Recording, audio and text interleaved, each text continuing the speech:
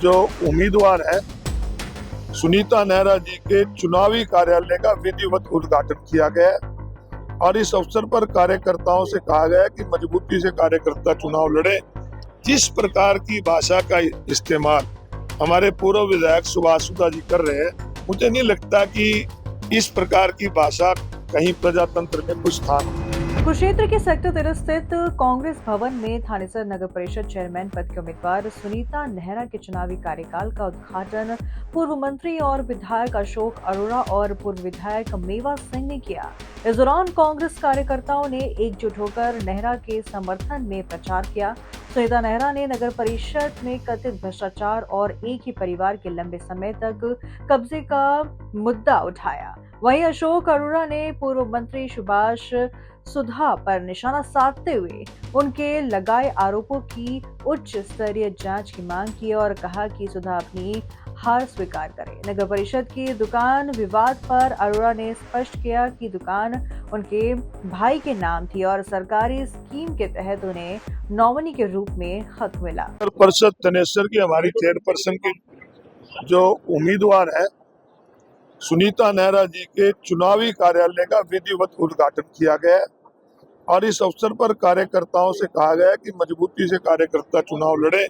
जिस प्रकार से सत्ता पक्ष के लोग धन बल से, ताकत से लोगों को दबाने की प्रयास कर रहे हैं, ये प्रजातंत्र में ठीक नहीं। चुनाव होता है, हर पार्टियां लड़ती हैं, वो भी लड़ रहे हैं, हम भी लड़ रहे हैं, परंतु इस प्रकार से जैसे लोगों को दबाया जा रहा है, मैं मानता हूं कि ये प्रजातंत्र नहीं।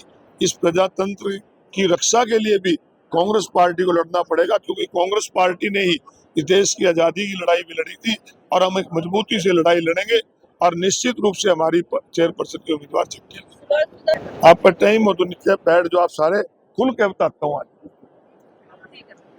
देखिए, जिस प्रकार की भाषा का इस्तेमाल हमारे पूर्व विधायक सुभाष सुधा जी कर रहे हैं, मुझे नहीं लगता कि इस प्रकार की भाषा कहीं प्रजातंत्र में कुछ स्थान होता है। सबसे पहले तो उन्होंने एक आरोप मुझ पे लगाया है कि 21 लाख रुपए देके अमीन सोसाइटी में जो नौकरियां लगी हैं उसमें 21 लाख रुपए लिए। तो मैंने आज ही हरियाणा प्रदेश के मुख्यमंत्री श्री नायब सैनी को पत्र लिखा है कि एक जिम्मेवार पद पे रहने वाले व्यक्ति ने एक आरोप लगाया है और इस आरोप की किसी भी एजेंसी से आप जांच कराएं और जांच के अंदर जो भी कोई दोषी पाया जाए उसको कड़ी से कड़ी सजा दें, क्योंकि एक जिम्मेवार आदमी के आरोप लाता है तो कहीं ना कहीं उसके पास सबूत होंगे।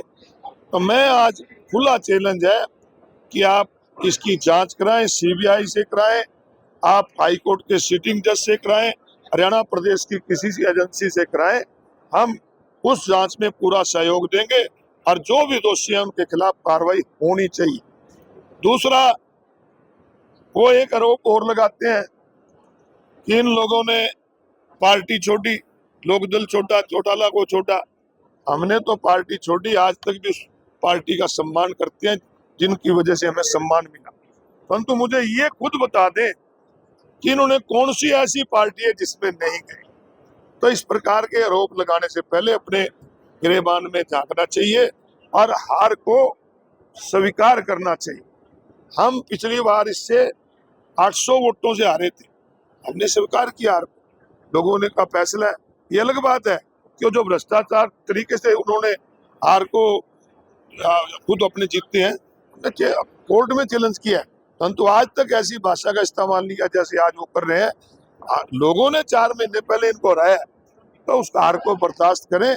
इतनी बुखलाहट सेहत के लिए अच्छी नहीं। नगर परिषद थानेसर के अंदर मेरे बड़े भाई स्वर्गीय श्री रमेश कुमार जी की दुकान थी, जो लगभग 50 साल से हमारे पास है। और जब सरकार की स्कीम आई कि जो पुराने किराएदार है वो आवेदन करें अगर वो दुकान लेना चाहते हैं, तो हमारी जो पारिवारिक म्यूचुअल अंडरस्टैंडिंग थी।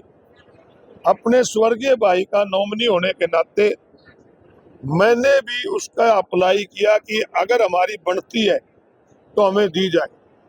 नगर परिषद थनेसर की तरफ से लेटर आया मेरे पास कि आपकी दुकान बनती है, आप 4 लाख समथिंग कुछ रुपया जमा कराओ।